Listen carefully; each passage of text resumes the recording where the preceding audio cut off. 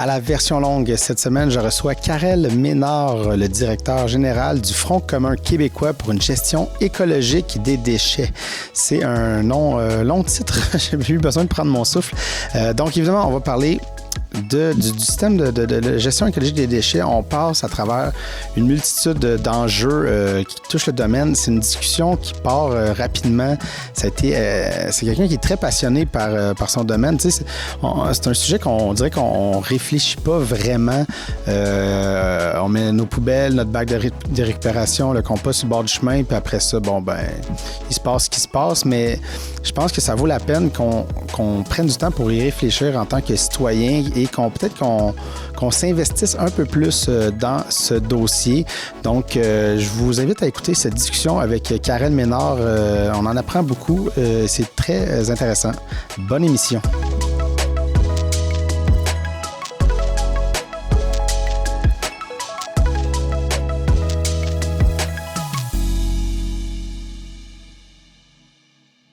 Alors, Karel Ménard, merci beaucoup d'avoir accepté mon invitation aujourd'hui, en fait, de venir ici pour parler de gestion des déchets. Tu sais, on dirait qu'il y a un sujet qu'on nomme de même, ça sonne pas nécessairement sexy, mais c'est extrêmement important, puis en fait, vous en avez fait votre carrière. Oui. Avoir su qu'en sortant de l'université, j'aurais passé ma vie dans les poubelles. Ouais, c'est ça. Je l'aurais pas cru si on me l'avait dit, mais effectivement, c'est super intéressant parce qu'on touche à tout. Moi, j'ai étudié en politique et en relations internationales, puis à l'administration publique. Et on fait ça. C'est-à-dire, c'est de l'administration publique, c'est de la politique. C'est quelque chose qui est super intéressant. Et j'ai l'impression vraiment, moi, ça fait plus de 25 ans que je suis là-dedans, de faire quelque chose de concret. Ouais. Donc, le soir, je rentre chez moi, je dis, j'ai fait quelque chose qui va aider quelqu'un quelque part. Donc ça, je trouve que c'est vraiment satisfaisant, même si le salaire vient pas avec le travail, parce qu'on travaille beaucoup, mais c'est pas essentiel. Avec l'âge, avec le temps, j'ai compris que ce qui est important, c'est vraiment aimer ce qu'on aime faire, aimer son travail. Puis pour moi, c'est même pas un travail, en fait. Le matin, je me pose pas la question, est-ce que ça va me tenter aujourd'hui? Ça me tente toujours, c'est toujours agréable. Non, c'est ça. Ouais. Je pensais pas rentrer là, mais on peut rentrer tout de suite là, parce que tu as amené le côté, justement, le côté gratifiant, le côté de faire quelque chose d'utile, de sentir que c'est utile. Tu sais, ça doit aider à... Parce que moi, j'ai une tendance au cynisme. Moi aussi, il faut une carapace dans ce milieu-là. Exactement, mais c'est un peu ça ma question, tu sais, de dire que ça fait plus de 25 ans. Maintenant, on martèle les affaires, mais bon, il y a des avancées, ça, on va en parler évidemment, mais comment qu'on se garde alerte ou qu'on se garde loin du cynisme, en fait? Oui. Je me considère un petit peu comme un docteur, c'est-à-dire beaucoup parlent aussi d'éco-anxiété aussi, de cynisme et tout. Donc, moi, je suis pas du tout éco-anxieux. Je suis comme un docteur. Donc, quand je vois du sang, ça me dérange pas. Quand j'entends des histoires d'horreur, et j'en entends des histoires d'horreur, parce que les gens nous appellent pour dénoncer telle situation, et on vérifie, puis souvent c'est vrai, puis souvent c'est inadmissible. Mais comment on fait une carapace? C'est peut-être aussi le côté personnalité des individus. Aussi, moi, je prends rien de personnel. Parce qu'il y a des fois, il y a des dossiers où ça a été rock'n'roll un petit peu. J'ai été souvent seul aux barricades contre des grosses entreprises avec des S, là. Société d'État, même des fois des politiciens n'étaient pas... on s'est fait bardasser par certains politiciens, ministres au fil des années. Donc, on s'est fait traiter de menteurs parce qu'on va chercher... Là où ça fait, pas là où ça fait mal, mais peut-être les faiblesses aussi de certains politiciens, notamment en environnement. Les politiciens, notamment les ministres au Québec, n'ont pas, malheureusement, tout le pouvoir ou toute l'écoute qu'ils devraient avoir de la part du Conseil des ministres. Ouais. Donc, souvent, eux aussi se sentent bien seuls, ils n'ont pas les outils. Et il y en a qui n'aiment pas du tout ce ministère-là. Donc, c'est un petit peu, ça a été longtemps considéré comme étant une voie de garage pour bien des ministres ou bien des députés qui sont devenus ministres en attendant d'avoir des fonctions plus importantes. Donc, ils faisaient ça, puis c'est pas des gens qui avaient des affinités avec l'environnement. Donc, des fois, ça a été un petit peu dur. Je me sentais bien seul, mais les ministres passent et nous, on reste. Et il y a des dossiers, faut pas être pressé en environnement. Il y a des dossiers sur lesquels j'ai travaillé pendant plus de 20 ans. Aujourd'hui, concrètement, ils se sont traduits par des règlements, par des lois, par des politiques. Il y en a plusieurs qui sont en vigueur maintenant. Donc ça, je me dis, c'est quand je dis on a amené quelque chose on a contribué à la société. C'est dans cet aspect-là que je le dis. Et si on va en environnement pour que les choses changent rapidement, Non, ça marche pas comme ça. Ça prend du temps, oui. Mais en même temps, puis là, c'est peut-être là que l'éco-anxiété de certains frappe, là, mais on entend que justement, il y a urgence d'agir, mais en même temps, il y a le discours qu'il faut, les choses avancent lentement. Fait que des fois, c'est peut-être là aussi que se crée l'éco-anxiété. Ils disent, ben là, il n'arrête pas de nous dire que ça va pas bien. Mais l'éco-anxiété, moi, je travaille en gestion de déchets, c'est-à-dire matière résiduelle, là, pour dire ça formellement. Mais en fait, ça découle directement de notre surconsommation. Okay. C'est-à-dire notre système économique, c'est-à-dire on a un système économique basé sur la consommation, et de plus en plus, il faut que ça roule. Donc, on produit des biens jetables qu'on doit remplacer, et ainsi de suite, et on est bombardé de publicité, on est bombardé de tout, de plusieurs éléments qui nous forcent à consommer. Dès qu'il y a une crise économique, les gouvernements nous appellent à consommer pour faire rouler l'économie, et ainsi de suite. Et naturellement, ça crée des poubelles, ça crée des déchets. De plus en plus de produits sont jetables, ne sont pas recyclables, et ça, on peut en reparler du recyclage par la suite. Donc, quand on est éco-anxieux, je veux bien y croire, mais on est tous aussi responsables, c'est-à-dire l'individu, mais aussi la société, les compagnies, les gouvernements. Donc, il ne faut pas juste mettre la faute sur la personne, c'est une responsabilité partagée là, au niveau de l'environnement. Donc, ouais, tu es éco-anxieux, mais dans ce cas-là, commence toi à changer tes façons de faire, tes habitudes. C'est pas non plus du prosélytisme là, qu'on fait. Là. On n'est pas c'est pas une religion. Moi, je suis pas un gourou ni quoi que ce soit. Je suis très pragmatique. Ça paraît pas, mais tu as en face de toi un ancien officier des Forces canadiennes. Oh, OK. Donc, d'infanterie. Donc, il y a longtemps, j'avais besoin d'argent pour payer mes études. Donc, j'ai fait de la réserve. Puis j'ai fait, pendant 6 ans quand même. Donc, mais j'ai bien aimé ça, d'ailleurs, en passant. Mais c'est-à-dire, en environnement, c'est ça. C'est-à-dire, ceux qui pensent, comme j'ai dit, changer les choses rapidement, ils ne restent pas longtemps en environnement parce qu'il faut vraiment avoir la coin dure. Ces dossiers, il faut les maîtriser. Il faut avoir le même langage que le politicien ou que l'entreprise qui est en face de toi. Donc, connaître les lois, les règlements, les petits tours de passe-passe que certains peuvent utiliser, le langage. Surtout en gestion de déchets, on dit recycler, c'est bon pour l'environnement. Moi, ça fait, comme je dis, depuis 1994 que je suis là-dedans, je ne recycle strictement rien à la maison. OK? Non, moi, je récupère. J'ai un bac de récupération, je mets des matières recyclables dans un bac de récupération. Donc, je les envoie au centre de tri. Le centre de tri ne va pas faire de recyclage. Le centre de tri va trier, va démêler. Donc, on nous a comme inculqué un vocabulaire forcé un petit peu. Recycler, c'est bon pour l'environnement. Il y a même des programmes gouvernementaux qui s'appellent « Ici, on recycle ». Les entreprises, les pharmacies ne recyclent pas, les entreprises récupèrent. Pourquoi je fais cette parenthèse-là? C'est parce que on dit que recycler, c'est bon. Oui, c'est bon, effectivement. En fait, récupérer, c'est bon, effectivement. Mais aussi, jusqu'à un certain point, ça nous dédouane de notre surconsommation. Je peux acheter ça parce que je vais le mettre dans mon bac, je vais le recycler. Donc, on pense que la boucle va tourner puis est fermée à ce niveau-là. La réponse est non. Moi, ce qui m'intéresse, c'est qu'est-ce qui arrive une fois que la matière est récupérée dans le bac? Où est-ce qu'elle va? De quelle façon elle est traitée? Est-ce qu'il y a des rejets? Est-ce que le recyclage contamine? Est-ce qu'on recycle tout ce qu'on met dans notre bac de récupération? Donc, moi, c'est ça qui m'intéresse un petit peu. Et c'est pas juste le recyclage. J'en parle parce que c'est un sujet qui touche tout le monde. Et les matières résiduelles, c'est vrai que ça touche tout le monde. On en génère tous, on en produit tous. Et que ce soit toi, moi, mais aussi les institutions, les studios, les gouvernements, les prisons, peu importe, on est tous des générateurs de matières résiduelles. Donc, on consomme, on gère mal. Bien souvent, on gère mal. Et souvent, les produits qu'on consomme ne sont pas conçus pour durer, être réparés et même être recyclés bien souvent. Donc, il y a une panoplie de choses à faire. Et souvent, lorsqu'on aborde ces choses-là de cette façon-là, bien justement, on devrait recycler plus. On nous dit que le verre, notamment, on le recycle à un taux de pourcentage assez élevé. Moi, je dis non, c'est pas vrai. Je dis, il y a combien de pourcentage de verre issu de la collecte sélective municipale qui est effectivement recyclé sous forme de verre, refondu pour faire du verre? Dis-moi un chiffre. Ta bouteille de vin que tu bois tous les soirs, là, recyclée sous forme de verre. J'ai l'impression que c'est bas, mais je vais dire 30 pour dire un chiffre. Mais... Ben, 30 c'est... tu as un chiffre de trop, c'est le 3. Le 3 c'est 0. C'est 0, OK. C'est 0 oui. Non, mais... Donc, le verre qu'on met dans le bac de récupération, dans le bac bleu ou dans le bac vert, n'est pas recyclé sous forme de verre. Il va être principalement utilisé comme un matériel de recouvrement dans les dépotoirs. OK. Donc, pour couvrir les déchets à tous les jours, là, ou certains centres de tri trouvent des usages, mais on appelle ça de la valorisation ou du downcycling, comme disent les Américains. Là. Donc, il y a des façons de faire au niveau de la récupération. Moi, je dis que le verre, notamment, on ne devrait même pas le mettre dans le bac de récupération. On devrait le récupérer différemment, donc avoir d'autres flux de collecte. Donc, mais tout ça, ça vient un petit peu chambranler les colonnes de tente parce que le verre, c'est lourd. Les centres de tri font de l'argent avec le verre parce qu'ils se font payer au poids, la plupart. Donc, si on enlève le verre, on enlève un revenu.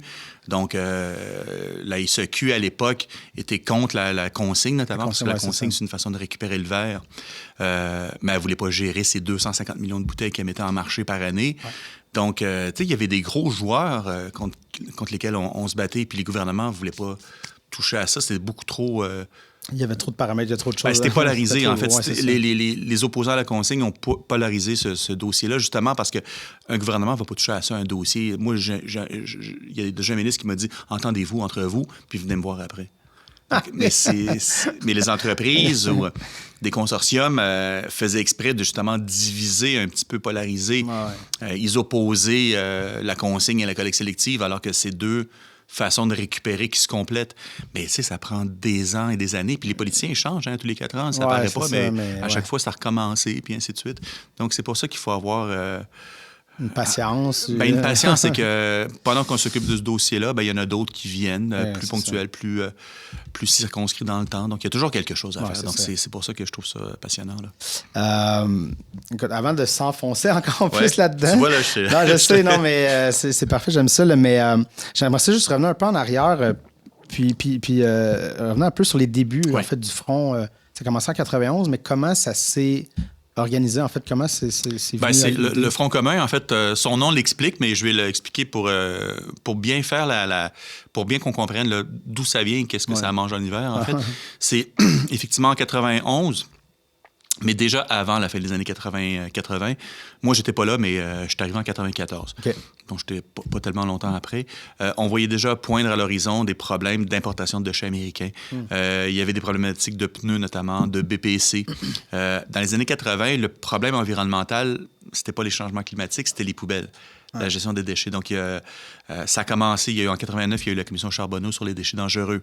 Et il y a des citoyens qui se sont regroupés de Carignan, de Sainte-Geneviève-de-Berthier, de Montréal, de Drummondville, en tout cas, parce qu'ils avaient une problématique commune. Donc, ils se sont mis ensemble, ils ont fait une espèce de coalition, un front commun québécois, parce que, bon, c'est au Québec, pour une gestion écologique des déchets. Je sais qu'en bout de ligne, ça fait un nom à couche d'or, carte d'affaires recto-verso. Mais ça explique les... Ça explique. Bon, c'est sûr que ça serait bien d'avoir un nom plus court, plus vendeur, plus marketing, mais ça, c'est une autre histoire.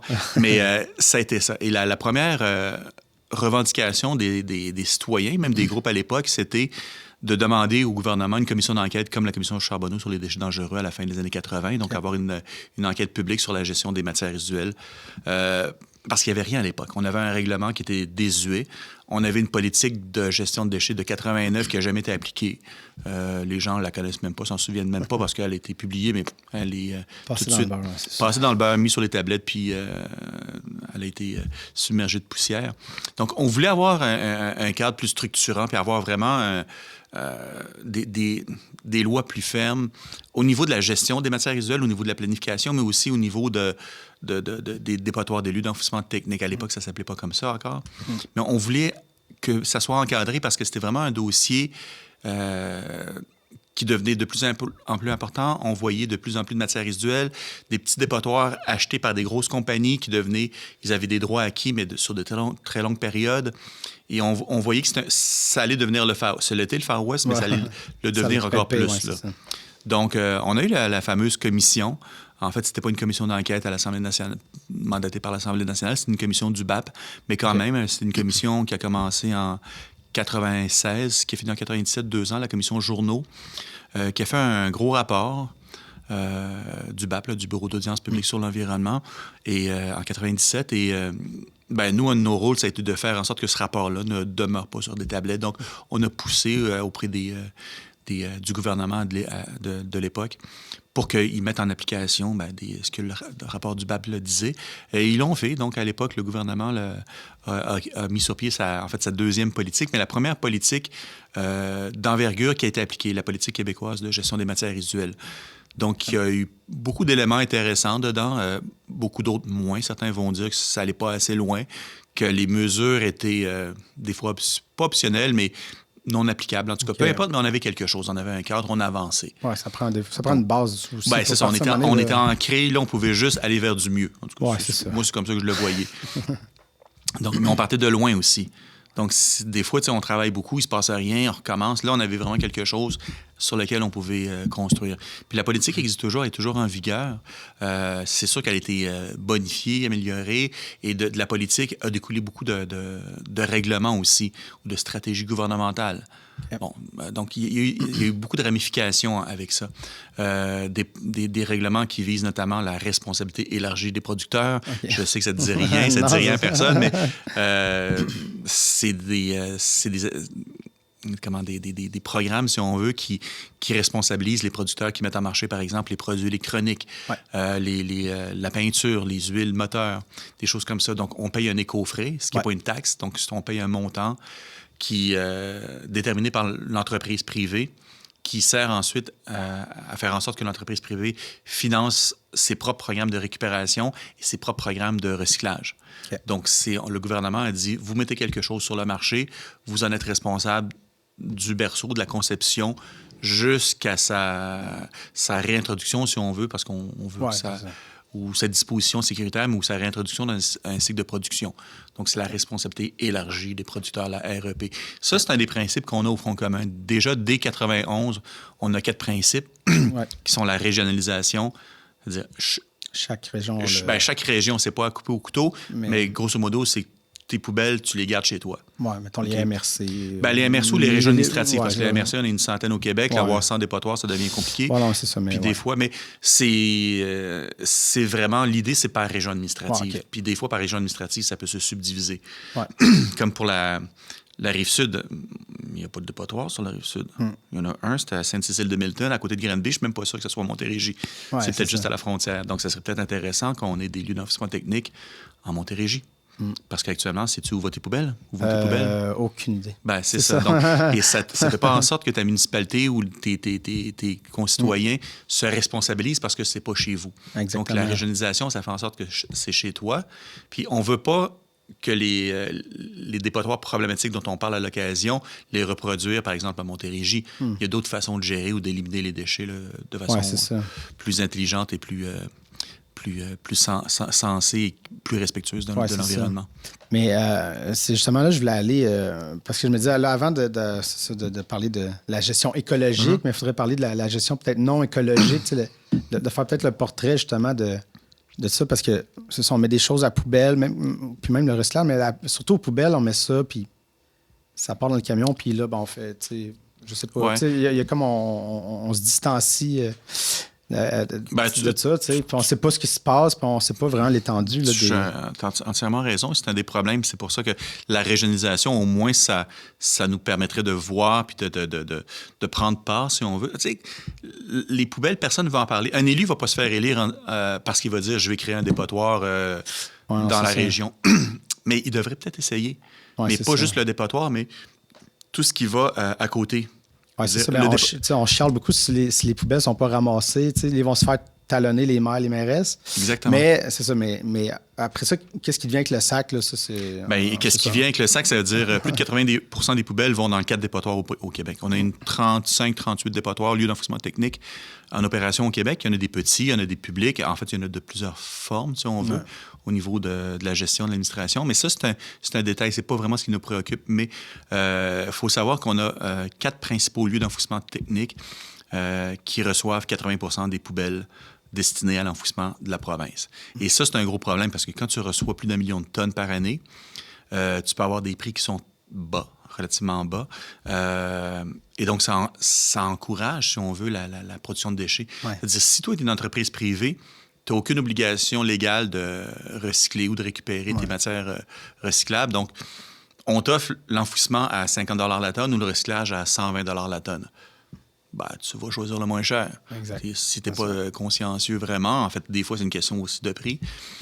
C'est pas que le recyclage est trop cher, c'est que l'élimination n'est pas assez cher. Ouais, exact. Tellement que le gouvernement a des mesures, je ne veux pas dire artificielles, mais comme par exemple de faire payer une redevance. Actuellement, c'est maintenant à 30 $ la tonne que ceux qui vont porter des poubelles dans un dépotoir, 30 $ la tonne en plus. Donc, c'est une redevance dans le sens que le 30 $ est retourné au gouvernement qui le redistribue aux municipalités. Donc, ça revient aux municipalités. Même si tout le monde paye les entreprises privées, le secteur de la construction, rénovation, démolition, tout le monde paye la fameuse redevance de 30 $ la tonne. Mais donc, ça crée là, une espèce de débalancement. C'est-à-dire, et le gouvernement ne veut pas, selon moi, intégrer la gestion de l'élimination dans tous les programmes de recyclage, réutilisation, réduction à la source, alors que c'est fondamental de lier les deux. Okay. Tu ne peux pas avoir d'un côté des dépotoirs qui appellent, qui attirent les déchets, c'est-à-dire, il y a un projet actuellement à Mauricie qui va augmenter ses capacités de 100 000 tonnes par année.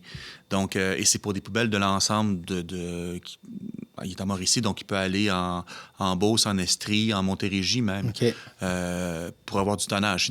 Parce que c'est un site géré par un privé et les poubelles sont devenues un produit, c'est-à-dire c'est de la marchandisation des poubelles. Et c'est sûr que c'est incompatible avec les efforts qu'on demande aux citoyens de réduire, réutiliser, recycler. Donc, d'un côté, on a un appel au vidange, là, des puits sans fond qui attirent les vidanges parce qu'ils ne sont pas assez chers. D'un autre côté, on nous demande de faire des efforts. Alors que, non, on devrait mettre les deux ensemble et refaire une planification, une gestion là, qui inclut tout ça. Donc, c'est un peu ça le problème aujourd'hui. C'est-à-dire, il y a 4 lieux d'enfouissement technique avec 3 compagnies principalement, dont la majorité sont des compagnies multinationales américaines. Ils ont compris qu'il y avait de l'argent à faire ici. Donc, et c'est ça. Et c'est ça le problème avec nos poubelles qu'on jette, là, qu'on met à la rue pour s'en départir. Là, c'est en janvier dernier. Là, il y a le bilan de 2021 qui est sorti, là, qui est pas très positif. En fait, on a réaugmenté en fait, le tonnage. Ben, en fait, parce qu'on a un objectif de réduction. C'est ça. Mais en fait, encore là, tu vois, tantôt, je parlais des mots. Là. On a un objectif de réduction à l'élimination. C'est-à-dire, l'objectif, c'est 525 tonnes, 525 kilos par habitant en 2023, donc cette année. Oui. Et on est à 716, je crois, de mémoire. C'est les chiffres, j'ai vu à peu près. Non? Bon, moi, c'est des chiffres, mais c'est des réductions à l'élimination, c'est-à-dire, c'est pas de la réduction à la source, c'est-à-dire, on peut même produire plus de déchets si on veut, et on pourrait techniquement parvenir à 525 kilos par habitant. Okay. Comment? Bien parce que de plus en plus, au fil des ans, pardon, c'est un chat dans la gorge, on a des matières résiduelles, des poubelles qu'on transforme en matériaux de recouvrement. Le verre dont j'ai parlé tantôt, il va au dépotoir en grande partie. Je crois que c'est autour de 80 000 tonnes par année là, de mémoire. Dans le bilan, je pense qu'il parle de 78 000 tonnes. Là. Il va au dépotoir, mais il n'est pas techniquement éliminé. Il sert de matériel de recouvrement. Donc, tu vois, c'est un espèce d'euphémisme pour dire on l'envoie au dépotoir, mais il n'est pas éliminé. Mais il va quand même au dépotoir, puis le lendemain matin, il va avoir des poubelles par-dessus. Ouais, c'est ça, c'est une couche qui se rajoute à il joue un rôle utile. Sauf qu'il n'y a pas de limite au niveau de l'épaisseur du matériel de recouvrement.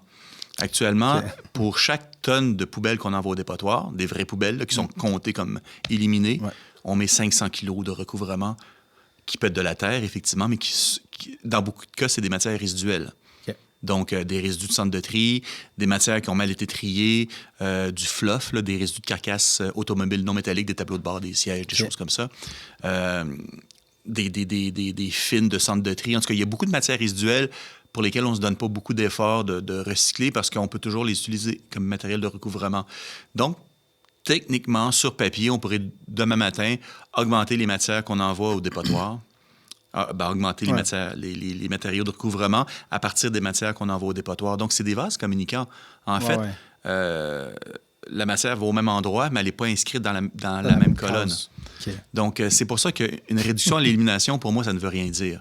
Pour moi, c'est juste une mauvaise façon d'aborder les choses. Il faut vraiment parler de réduction à la source.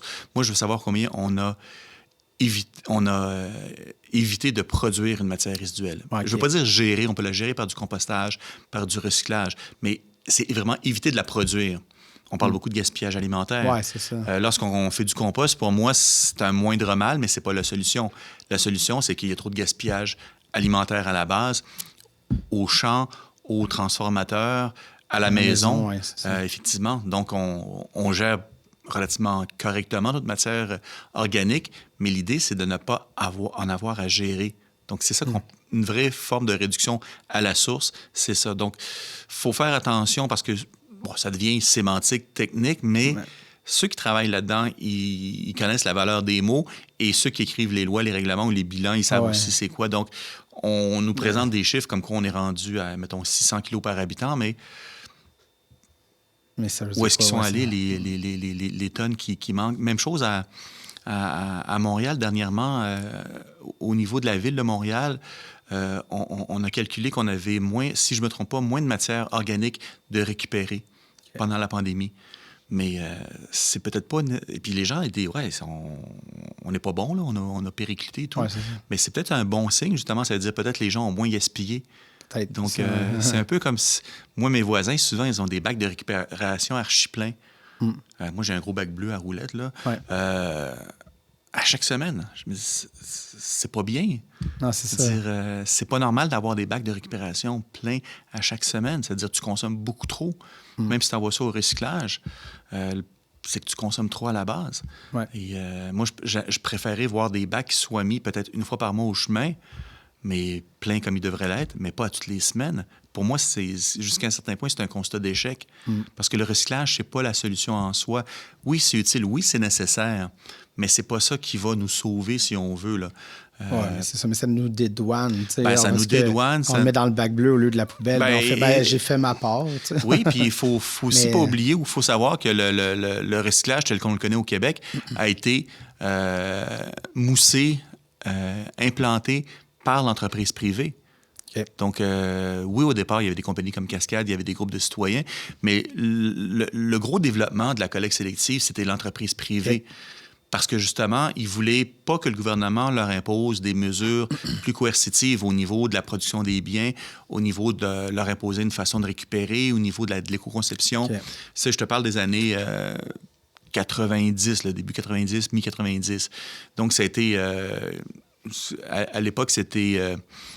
Collecte sélective Québec était en fait un consortium des industries, des contenants, des imprimés, des emballages qui finançait le bac de récupération. Okay. Ils payaient les bacs aux municipalités, puis les municipalités devaient gérer ça. Donc, pendant longtemps, on n'a pas trop su qu'est-ce qui arrivait avec le contenu du bac parce qu'on récupérait. Donc, et même encore aujourd'hui, les chiffres au niveau du ce qu'on appelle le recyclage, on ne le sait pas véritablement. Je ne veux pas dire que tout va à la poubelle, mais dans le sens que les vrais chiffres, les vraies données qu'on a, ce sont les matières qui sont acheminées au centre de tri et que les centres de tri ensuite revendent. Donc, on appelle ça les matières qui sont acheminées à des fins de recyclage. Mais on ne sait pas véritablement quel pourcentage de la matière qui est acheminée à des fins de recyclage va être recyclée. Un centre de tri va juste démêler le pêle-mêle qu'on a fait à la maison. Mais ensuite, quand ils vendent des ballots à Cascade ou à Kruger ou à n'importe quelle papetière, eux, ils vont aussi écrémer, si on veut, les ballots de fibres qu'ils reçoivent. Il y a toujours des pellicules de plastique, il y a toujours des bouteilles écrasées, des choses comme ça. Et ça, c'est des matières résiduelles qu'ils vont mettre au vidange, au dépotoir. Et ce pourcentage-là, on ne le connaît pas. Donc, c'est pas des quantités énormes, mais dire qu'on a, par exemple, on recycle, 75% des matières qui vont au centre de tri sont recyclées, c'est pas tout à fait vrai. Elles sont acheminées à des fins de recyclage. Parce qu'ensuite, il y a des conditionneurs, ceux qui préparent la matière, il y a le recycleur, et à chaque étape, comme ça, on en perd un petit peu. Donc, la majorité de ce qu'on met dans le bac est effectivement recyclé. Il n'y a personne qui a intérêt. La matière vaut de l'argent, premièrement. Ouais. Puis c'est une matière première pour des compagnies. Donc, il n'y a personne qui a intérêt à les envoyer au dépotoir. Des fois, je ne dis pas que ça n'arrive pas parce que pour différentes raisons, des crises, le coût des matières qui chute, mais c'est des exceptions et c'est malheureusement, il y a des centres de tri qui sont un petit peu délinquants et ça éclabousse tous les autres. Alors que la plupart des centres de tri font un travail qui est quand même très acceptable. Ouais. Mais bon, les citoyens retiennent ça, malheureusement. Donc, il faut faire attention. Même moi, quand je parle de faire attention, je ne peux pas dire que tout va au dépotoir. C'est pas vrai. Mais je ne peux pas dire non plus que tout va pour le mieux dans le meilleur des mondes. Et moi, ça a toujours été ça. C'est-à-dire, on a un problème, faut trouver une solution. Exactement, et non pas dire que tout va pour le mieux dans le meilleur des mondes, Madame la Marquise.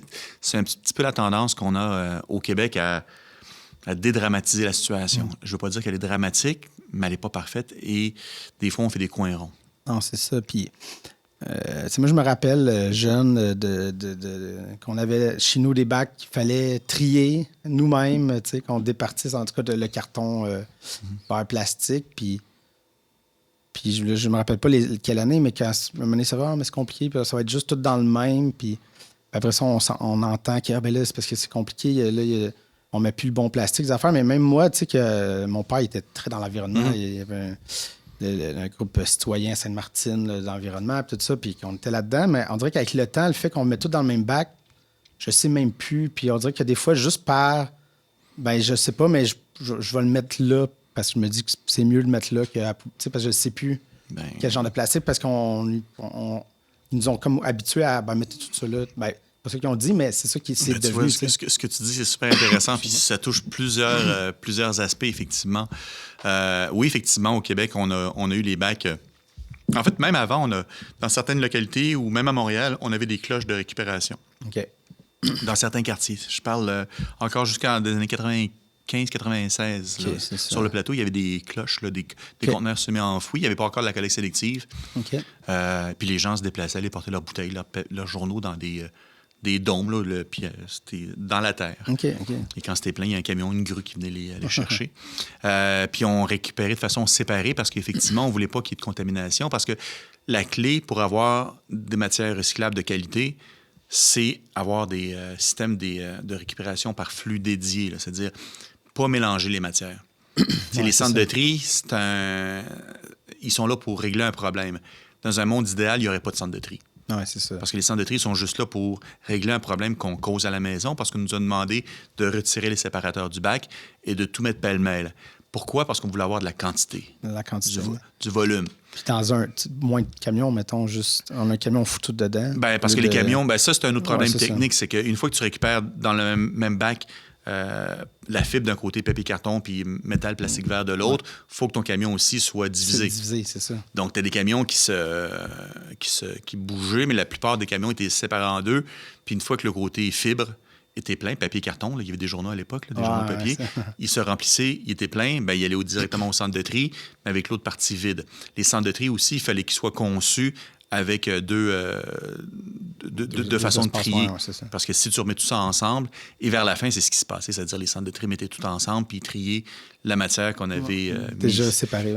C'est ça, donc il y avait une espèce de non-sens ou de leurre vis-à-vis le citoyen. Mais parce que, comme je t'ai dit tantôt, on calcule au Québec les matières qui sont acheminées au centre de tri comme étant recyclées. Donc maintenant, ça s'est un petit peu raffiné là, au niveau du calcul, mais à l'époque, c'était ça, c'est-à-dire une matière qui était acheminée au centre de tri était considérée comme étant recyclée. Donc plus on avait un tonnage, plus on pouvait dire, je ne vais pas dire de façon fallacieuse, mais plus on pouvait dire qu'on avait un haut taux de recyclage des matières récupérées. Ce qui était faux, parce qu'on avait beaucoup de pertes. Et aussi, à l'époque, on a développé la récupération. Donc, on est devenus des champions de récupération. On récupérait, mais on ne recyclait pas. Donc, il n'y avait pas d'usine qui transformait la matière qu'on récupérait en un produit utile. Il y en avait très, très peu. Il y avait des papetières qui recyclaient la fibre. D'ailleurs, le recyclage, en gros, ça a commencé avec ces entreprises-là. Mais aussi, comme la qualité de plusieurs centres de tri, la qualité des matières n'était pas au rendez-vous pour les papetières, parce que le papetière, elle veut de la fibre. Elle ne veut pas du plastique, elle ne veut pas du métal dans son ballot, elle veut de la fibre.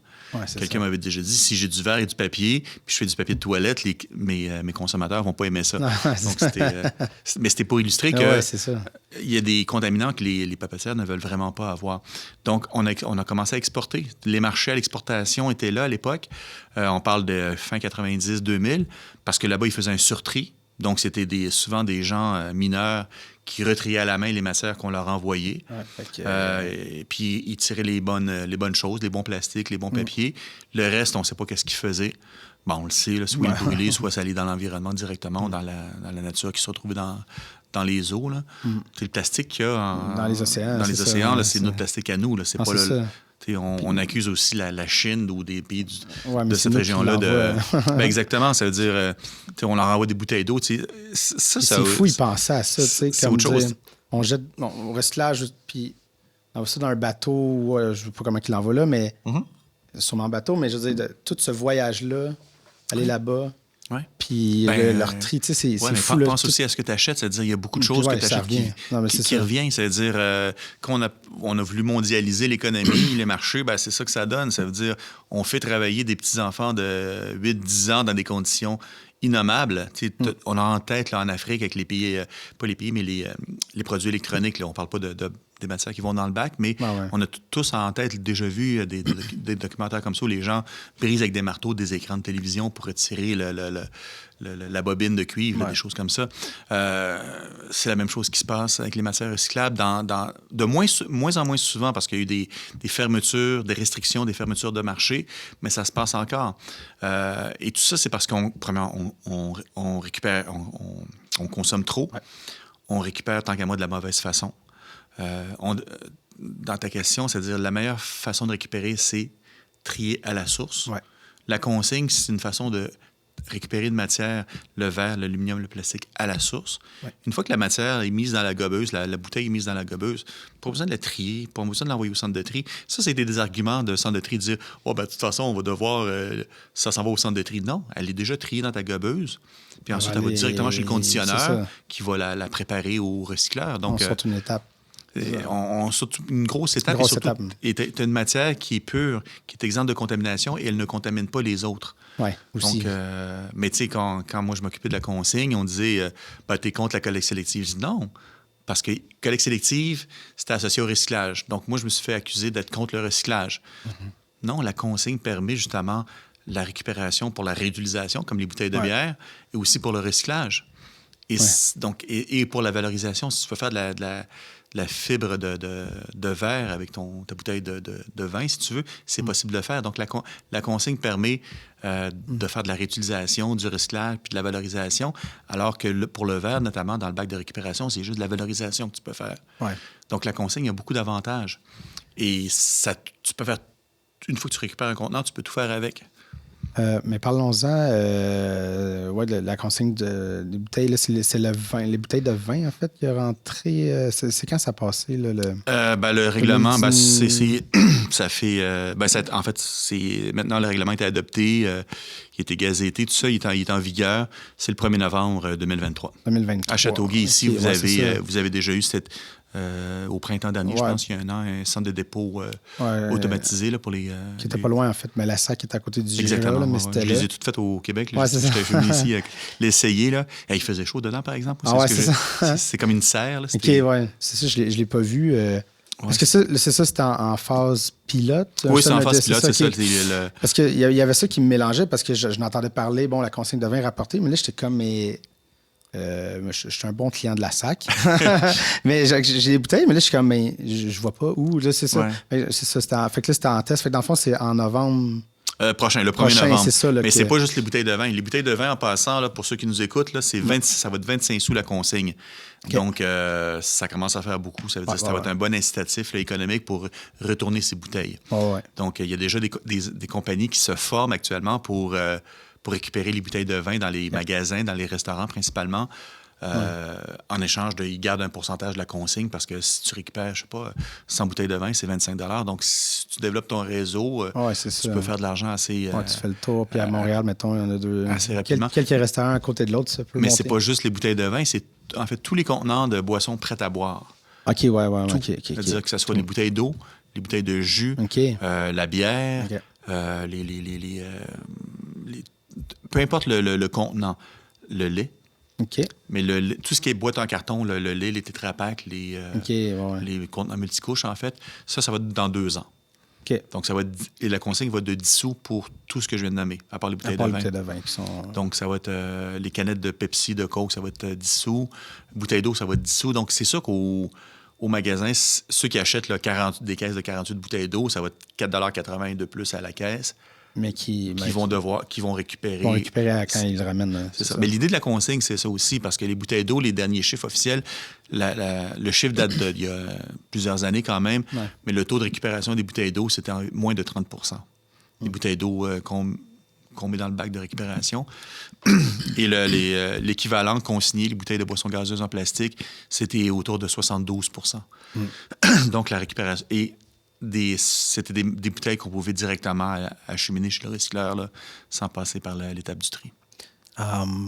Et là, c'est pas pour faire une fixation sur les bouteilles de vin, mais c'est un produit que j'aime. J'ai compris. J'espère. Garde-les d'abord parce que tu vas être c'est ça. Là, je me dis, Seigneur, je vais me faire une collection d'ici là. Mais c'est ça, comment ça va s'articuler? En fait, est-ce qu'il y aurait moyen d'être réutilisé par des vignobles québécois, mettons? Ouais. Ben, ça dépend, parce que des fois, il y a des bouteilles aussi qui ont un style. C'est ça, mais au Québec, on réutilise ce qu'on appelle les bouteilles brunes. Ouais. Molson-Labatt, là, principalement, ils sont propriétaires des bouteilles. On appelle ça des BSI dans le jargon, des bouteilles standards de l'industrie. Okay. Ce sont des bouteilles qui sont identiques, qui sont solides, qui peuvent être bardassées parce qu'elles sont bardassées, effectivement, sont récupérées, sont lavées, sont remplies, sont remises sur le marché. Donc, et quand elles sont retirées, c'est pas qu'elles sont plus bonnes, c'est qu'elles sont visuellement moins intéressantes, scratchées et tout. Ouais. Pour le vin, pendant longtemps, on nous a reproché de dire « Ouais, mais si tu consignes ta bouteille de vin, on ne pourra pas la retourner à Bordeaux pour la remplir. » Parce qu'on voulait assimiler les bouteilles de vin à du réemploi. Ouais. Alors que non, ta canette de Coke, là, elle ne retourne pas à Atlanta. Elle retourne pas à Atlanta se faire remplir de Coke. Elle va te scruncher, elle va te fondue, puis on va en faire quelque chose d'autre en aluminium. Pas au Québec, par exemple. On ne recycle pas l'aluminium au Québec. Okay. Mais aux États-Unis. Le vin, c'est exactement la même chose. La bouteille de vin, elle va te scruncher, puis elle va te fondue. Ou on va en faire autre chose. La laine de verre, des produits filtrants pour les aquariums, des choses comme ça. Donc, il y a beaucoup d'utilisations qu'on peut faire avec le verre. Et le verre, ça prend beaucoup d'énergie à faire à partir de sable. Donc, l'idée de récupérer du verre pour soit en faire des bouteilles refondues ou des contenants en verre ou d'autres produits, seule la consigne permet ça, comme j'ai dit. Okay. Au niveau de la réutilisation, réemploi, c'est sûr qu'il faut que la production, l'embouteillage soit fait localement ou qu'il y ait un circuit de distribution inverse, c'est-à-dire que ceux qui mettent en marché les bouteilles de vin, s'assurent que les bouteilles de vin reviennent chez eux pour les embouteiller. Ça se fait à des échelles micro pour les petits vignobles, ou même des boissons gazeuses là, dans certaines régions au Québec. Mais ta consigne est $1, c'est une consigne privée, c'est légal. Tu payes $1, tu bois ta bière d'épinette, puis tu vas la retourner au dépanneur, ils te remettent ton $, puis la compagnie vient chercher la bouteille, puis comme la bière. Donc ça, c'est tout à fait... ça marche. Au niveau des vignobles, il faudrait certainement avoir des bouteilles qui se ressemblent pas mal, là, parce que si tu commences à dispatcher, il faut les trier. Là, c'est-à-dire, au Québec, la consigne, ce que j'ai pas dit, c'est qu'il va y avoir... On ne pourra plus aller porter la bouteille à notre dépanneur. Ça va terminer. Il va y avoir des lieux de dépôt. 1500. Donc, ça veut dire que ça va révolutionner un petit peu la façon dont on gère nos contenants. Et j'espère que ça va être bien fait parce que... Et j'espère qu'on va nous informer en tant que consommateurs parce que c'est bientôt le mois de novembre. Oui, c'est ça. Là. À la maison, ça va demander une gestion aussi particulière. Peut-être un autre bac, un autre sac de contenants. Oui, c'est ça. Tu ne vas pas perdre tes montants de consigne. Là. Mais le réemploi, par exemple, au niveau du vin, je ne sais pas si tu sais, mais le vin que tu achètes au dépanneur, parce que toi, tu bois n'importe quoi, je pense. Oui, moi, pour vrai, il y a de l'alcool. Là, comme, non, tu m'as bien saisi. Mais à partir de 13 et plus. Là, exactement. Mais non, sans rire, la plupart des vins de dépanneurs qui ne sont pas vendus à la SAQ, ou même à la SAQ, les vins qui se dévissent. Ouais. C'est du vin qui est embouteillé ici. De plus en plus, le vin est importé par conteneur et est embouteillé au Québec par des compagnies qui embouteillent. Ouais. Donc, on produit pas on produit du vin, oui, c'est sûr, mais le gros du vin qu'on consomme au Québec, c'est du vin qu'on importe en conteneur par bateau et qu'on embouteille ici. Et c'est environ 50 à 60 millions de bouteilles. Quand même. C'est quand même, oui. Si on avait des bouteilles standards, plus solides, un petit peu comme les bouteilles de Bordeaux à fondure. Là, je connais un petit peu. Là. Mais tu essaies de frapper quelqu'un avec, ça ne marche pas. Là. C'est des bons millésimes pour les commotions cérébrales, là, mais autrement, ça ne brise pas. Mais si on avait des bouteilles comme ça qui étaient résistantes, uniformes, parce que ça peut être n'importe quelle marque, il faudrait juste changer l'étiquette. C'est ça. Donc, mais les compagnies qui embouteillent le vin pourraient le faire, mais il faut avoir des bouteilles standards. Il faudrait aussi avoir un système de récupération. Pour les brasseurs, je ne vais pas dire que c'est facile, mais quand ils vont vendre leur bière ou dans les dépanneurs actuellement, ils vont récupérer les bouteilles vides. Ouais. Et on a les caisses pour ça. Ouais, On a ça. chacun des caisses de bière à la maison. Moi, j'en ai, je suis sûr que tu en as. Ouais. On a quelque part chez nous une caisse de bière avec les vides. Quand la caisse est pleine, on va la porter. C'est comme ça que ça fonctionne. Ouais, mais ça facilite pour la bière, tu sais. Ben pour le vin, il devrait y avoir quelque chose. Il faudrait avoir quelque chose comme ça pour faciliter la vie aux gens. Donc, mais c'est vraiment... il faut vraiment que l'embouteillage soit fait localement et que l'embouteilleur ait accès aux bouteilles qui sont retournées. Ouais. Dire, c'est faisable, mais c'est une autre logistique. Mais on n'y a pas vraiment pensé, mais avec la consigne sur les bouteilles de vin, c'est quelque chose que nous, on promeut depuis plusieurs années. C'est-à-dire qu'il faut juste le développer. C'est-à-dire qu'il faut juste... Tu vois, c'est un autre dossier éventuellement. Oui, c'est ça. Mais déjà, le bon point est d'enclencher ce mécanisme-là. Et après ça pourrait être un ajout. Mais c'est juste... Moi, en fait, c'est un questionnement que j'avais. Je me dis, on a tellement de vignobles au Québec. Il y aurait peut-être une façon, en tout cas pour eux, de... Oui, mais c'est pas des quantités énormes. Puis comme je te dis, il faut que ces vignobles-là aient accès aux bouteilles une fois vides. Oui, c'est ça. Et qu'il faut que ce soit les mêmes bouteilles. C'est-à-dire, les points de dépôt ne vont pas commencer à trier pour chaque vignoble au Québec. Il faut que ça soit... Oui, c'est ça. Qui accepte le standard. C'est ça. Mais souvent, on va avoir une belle bouteille avec les bouteilles de bière, microbrasserie, c'est un peu ça le problème. Ouais, de toute façon, c'est même pas des bouteilles qui sont faites au Québec la plupart du temps. C'est des bouteilles qui sont faites en Asie ou dans d'autres pays, Italie, Chili. Et c'est drôle parce qu'au Québec, on a la plus grosse usine de fabrication de bouteilles dans le nord-est de l'Amérique, à Montréal, à Pointe-Saint-Charles. Et cette usine-là ne prend pas du verre de la collecte sélective, de la récupération. Il prend du verre issu des systèmes de consigne des maritimes, Nouveau-Brunswick, Nouvelle-Écosse, de l'Ontario, de la Nouvelle-Angleterre. Parce que lui, il va avoir du verre pur. Pour une fonderie de verre, la pire des choses, c'est avoir de la céramique, de la roche ou de la porcelaine. Donc, et ça, souvent, c'est assimilé par les centres de tri à du verre. Donc, c'est pour ça que le verre, malheureusement, il ne peut pas être recyclé sous forme de verre. Le verre issu de la collecte sélective municipale. Mais issu de la consigne, il n'y a aucun problème. Il est conditionné par grosseur de morceaux, ainsi de suite, par couleur, éventuellement. Il y a un conditionneur de verre à Saint-Jean-sur-Richelieu. Donc, lui, ça s'approvisionne des endroits où j'ai dit, et ensuite va les vendre à l'usine à Pointe-Saint-Charles. Et c'est drôle parce que j'ai bien connu l'ancien directeur, puis il me disait, Karel, je veux pas que ça rentre chez nous, ce verre-là. Il a essayé pour faire des tests, là, pour voir à une époque. Là, mais il dit non, si je rentre ça, je perds des milliers de tonnes de verre. Dans ses fours, oui, c'est ça, il n'en veut pas. C'est comme quand tu rentres dans un hôpital avec un habit antimicrobe, c'est la même chose. Il ne veut pas que ce verre-là de la collecte sélective rentre dans son usine parce qu'il a peur que ça contamine. Donc, et c'est malheureux. Pendant des années, il y avait cette situation-là au Québec. Mais tu sais, c'est beaucoup de désinformation de la part de gros joueurs pour dire si on consigne les bouteilles de vin, c'est pour le réemploi, on ne commencera pas à dispatcher les bouteilles à Bordeaux, au Chili. C'est-à-dire, puis les députés, moi, je suis allé en commission parlementaire, croyaient ce genre d'histoire-là. Oui, la consigne, là, c'est compliqué. C'est compliqué, c'est irréalisable. Mais c'est sûr qu'on ne renverra pas partout. Mais l'image était forte et les gens y croyaient. Mais tu vois, c'est ça. C'est-à-dire, il faut avoir le même langage. Il faut vraiment contrer la désinformation. Puis ça, c'est dans beaucoup, beaucoup de dossiers, pas juste la consigne. Là, la consigne, en passant, là, tout le monde est pour la consigne. Ça a été réglementé. C'est le 1er novembre, c'est officiel.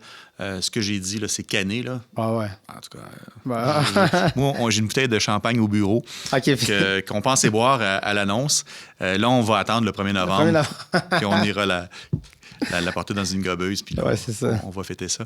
Mais je suis comme Saint-Thomas. J'attends, mais normalement, ça devrait être ça. Mais ça fait 25 ans que je suis là-dedans. J'en ai vu de l'eau couler sous les ponts. Oui, c'est ça. Des fois, il y a quelque chose qui n'est pas prêt dans le fonctionnement de la patente. On n'est pas prêt. Pandémie, pénurie de main-d'œuvre.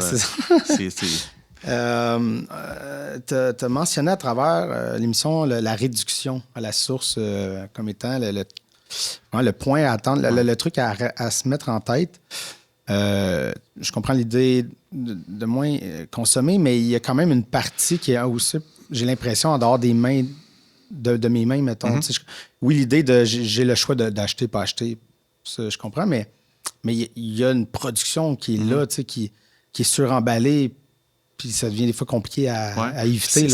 Puis c'est pas juste le suremballage, parce qu'on assimile beaucoup la réduction aux emballages, ce qui est normal parce qu'on est submergé d'emballages. Comme dans le bac, c'est des emballages principalement. Mais le problème, c'est les produits qui sont emballés aussi. C'est-à-dire que ce soit les fruits, les légumes. L'emballage a une raison d'être aussi, mais parce que souvent, c'est que le fruit, le légume vient de très, très loin. D'Amérique du Sud, du Costa Rica, peu importe. Alors, est-ce que c'est normal de manger des bananes en plein hiver au Québec? Moi, j'en mange aussi, j'aime ça. Mais quand tu y penses, il y a des coûts environnementaux qui ne sont pas internalisés dans le coût de la banane. Quand tu achètes des bananes à 29 sous la livre, maintenant, c'est plus 29 sous, mais à 69 sous la livre, il y a des coûts environnementaux, sociaux aussi. Le déboisement que ça a pris pour mettre des bananiers. Puis la banane a vraiment évolué de façon pas très naturelle, là, parce que... Mais... Il y a ça. Donc, l'emballage enveloppe quelque chose. Les produits qu'on achète, les produits électroniques, les petites... Moi, j'appelle ça les bébelles, les gugus. Là, ici, on a beaucoup de gugus. C'est du jetable. Les crayons, je sais pas. Regarde ce qu'on achète dans une journée ou ce qu'on nous propose dans un magasin ou même dans un restaurant, les petits jouets, les choses comme ça. C'est beaucoup de choses qui sont jetables. L'électronique, tes cellulaires qui durent, l'obsolescence programmée. Ton cellulaire, normalement, après 2-3 ans, il faut que tu le changes parce qu'il n'est même plus capable de... Il fonctionne mal. Non, il ralentit parce que les des mises à jour. Exactement, tes mises à jour remplissent ton système. Ou des fois... Parce qu'il n'efface pas les anciennes mises à jour, il fait juste mettre par-dessus. Fait que déjà, il remplit l'espace. Donc, tu as un peu moins d'espace à chaque mise à jour. Oui, puis il y a même des compagnies qui ont été reconnues coupables aussi d'avoir trafiqué un petit peu avec des mises à jour. Ça fait en sorte que ton téléphone dure moins longtemps, ça use plus vite la batterie, des choses comme ça. Parce qu'on vit dans un monde où il faut consommer. Imagine, avant... Moi, j'étais assez vieux, je me suis dit, c'est loin, mais le réparateur Métag. Il faisait des annonces, les laveuses, sécheuses Métag durent longtemps, puis tu as le réparateur qui s'ennuyait dans son coin parce qu'il n'y avait pas de travail. Aujourd'hui, ça n'existe plus. On ne peut même plus faire réparer une sécheuse, laveuse. Oui, là, mais il faut le trouver, le monsieur ou la madame. Moi, à Verdun, j'en connais un, là, il est venu, puis c'était parfait, mais c'est ça. Il y en a de moins en moins. Puis même si tu en as, il faut les pièces. Les pièces. Il faut les pièces. Et souvent, ce qui pète dans une laveuse, c'est le côté électronique. Exactement, le panneau. Donc, c'est fait exprès pour que ça brise. Donc, il y avait un règlement au Québec, un projet de règlement sur l'obsolescence programmée qui est mort au feuilleton. On espère que ça revienne. Parce que c'est ça, lorsqu'on parle de réduction à la source, oui, c'est le consommateur ultimement dans son choix de consommation, mais tu n'as pas tant de choix que ça qui t'a offert. Oui, c'est ça. C'est soit une banane qui vient du Costa Rica, qui est suremballée, ou des fraises qui viennent du Mexique, qui coûtent moins cher que la fraise du Québec, mais qui produit en serre. Donc, moi aussi, je peux comprendre qu'on achète des fraises moins chères, mais il faut faire attention, elles ne durent pas longtemps non plus. Non, c'est ça. Mais c'est les produits, c'est les producteurs qui sont responsables, c'est les règlements aussi qui sont responsables, et c'est le système économique. C'est-à-dire, moi, l'image... On devrait changer notre approche, notre paradigme par rapport au système économique. C'est-à-dire, on calcule la richesse d'un pays en fonction de son PIB, c'est-à-dire son produit intérieur brut. Si un pays a un PIB qui est élevé par habitant, ça ne veut pas dire que les habitants sont heureux nécessairement ou en santé. C'est-à-dire il peut y avoir des cyclones, des catastrophes naturelles, puis il y en a de plus en plus. Donc, il y a beaucoup de dépenses pour reconstruire ou un pays qui a que des prisons. Tout le monde c'est le plein emploi parce que tout le monde est gardien de prison, puis le reste, ils sont dans la prison en tant que prisonniers. Donc, c'est un PIB élevé. Le pays est riche monétairement parce que c'est un pays qui est heureux ou en santé. Ton arbre, ton épinette, on lui donne une valeur à ton épinette en fonction des 2 par 4 qu'elle peut produire. Mais si tu essaies de reproduire ton arbre en laboratoire, avoir un objet qui produit de l'oxygène gratis, qui capte du carbone, qui éventuellement fait de la rétention d'eau, filtre, retient ta terre. On parle beaucoup d'inondations. Pourquoi? Parce qu'on a rasé les forêts, là, principalement, pour faire des champs, pour faire de la grosse culture. Mais ton arbre, là, tu serais pas capable de le faire en laboratoire où ça te coûterait des millions de dollars, alors que il y en a dans la nature. On parle de programmes de plantation d'arbres. Oui, je suis d'accord, des fois, c'est nécessaire de construire des choses comme ça, mais peut-être des fois, il faudrait éviter... De raser ce qui est déjà là. Oui, c'est ça. Moi, je travaille sur un dossier de dépotoir où on va raser une forêt. On a besoin d'un dépotoir, mais les matières résiduelles, les poubelles qui vont aller dans le dépotoir, c'est pas pour les besoins locaux de la région, c'est pour que la compagnie fasse plus de cash avec des poubelles qui viennent de 300-400 km. Est-ce que c'est ça qu'on veut comme société? Ultimement, dans ce cas-là, je dirais, écoute, on prend nos poubelles puis on les envoie dans le fleuve. Puis après ça va disparaître de nos yeux puis ça coûtera gratis. C'est ça. Est-ce que c'est ce qu'on veut? Non. C'est-à-dire, on est... la planète va nous survivre. Là. Ceux qui disent sauvons la planète, là, ça, c'est de l'infantilisme. Non, c'est plus nous qui avons... Ouais. c'est nous, ça, mais, la planète va nous survivre. Nous, on est vraiment une quiche-note dans l'histoire de la planète. Là. Mais si on veut, nous, continuer à survivre puis en santé puis de bonne façon, il faut peut-être penser que on occupe un territoire, c'est-à-dire c'est pas à nous. Il y a quelqu'un qui a dit on emprunte la terre à nos enfants et ainsi de suite. Oui, c'est bien beau, mais à un moment donné, il faudrait que ça se matérialise, ça se concrétise. Et on est capable de le faire, mais il faut arrêter de se faire croire qu'il faut consommer pour que ça aille mieux. Moi, depuis que je suis tout petit, on dit que si tu veux avoir une croissance, avoir de la richesse ou partager la richesse, il faut d'abord créer, la richesse. Tu as entendu ça déjà souvent. Oui. Il me semble que, oui, on a créé beaucoup de richesses au fil des dernières décennies, mais elle n'est pas redistribuée. C'est-à-dire, les écarts entre les riches et les pauvres... ça grandit. Ouais. C'est sûr qu'on est plus riche, la classe moyenne, on est plus riche, on a des logements convenables, des télévisions, des choses comme ça, mais les écarts sont quand même là, c'est-à-dire qu'il y a un potentiel de communautaire, dans le sens de la communauté, qui s'est perdu. Et ça, je trouve ça vraiment, vraiment malheureux. Là, je comprends pas pourquoi l'environnement, on donne si peu de ressources, pas juste financières, mais humaines, mais aussi d'importance. Moi, je pense que toutes les lois, les règlements, les projets devraient passer à travers le filtre environnemental. C'est comme un aquarium, le monde dans lequel on vit. Tu sais, le poisson fait ses besoins dans un aquarium, mais ça compense. On filtre, on enlève ce qu'il faut, et ainsi de suite. Mais imagine si on versait de l'encre dans un aquarium ou on mettait une pelletée de raisins secs, je ne sais trop, là, les poissons finiraient par mourir. C'est exactement ce qui se passe en ce moment. Là. À tous les points de vue, je lisais Fonderie Horn quelque chose ce matin. Bon, ça faisait la nouvelle en plus, mais d'où vient la contamination de la Fonderie Horn? Je pose la question, j'ai la réponse, mais je ne te la dirai pas. Il faut voir qu'est-ce qui cause voir à la source, c'est quoi le problème. On parle aussi beaucoup des PFAS, des PFAS, des substances, ce qu'on appelle les contaminants d'intérêt émergents dans les biosolides. Là. Il y avait un reportage comme quoi on importait des boues de stations d'épuration au Québec, parce que là-bas, c'était interdit de les épandre maintenant. Donc, on a trouvé un tour de passe-passe pour faire du cash ici.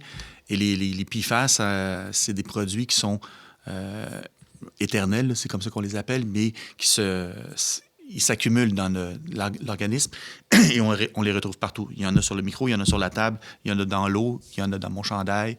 Et on les ingère, veut pas. Donc, on est bourré de PFAS. Et à un moment donné,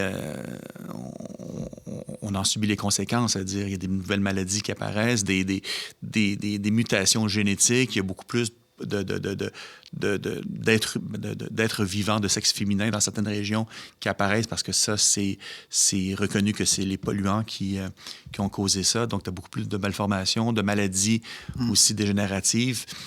On soupçonne que c'est lié à la pollution. Oui, non, mais il y a certainement quelque chose. Donc, si on veut vraiment s'en sortir, il faudrait que l'environnement soit au cœur de toutes les décisions, mais malheureusement, c'est pas ça. C'est toujours l'économie.